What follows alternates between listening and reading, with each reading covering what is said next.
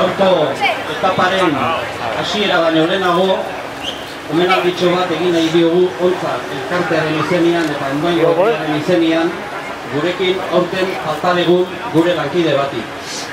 Iñaki Igarategi zena urte askotan ibili da txirrindularitza antolakuntzetan.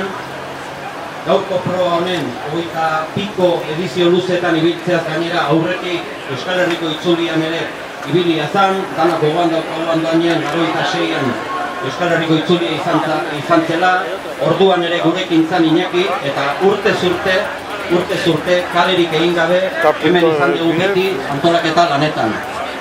Hori gogoratuz, Ontza elkartearen izenean, Javier Igarategi eta Iñaki Etxeberriak oroigarri bat emango diote Iñaki Igarategi izenaren alargunari, Lourdes Lizarribarri eta bere bilobei.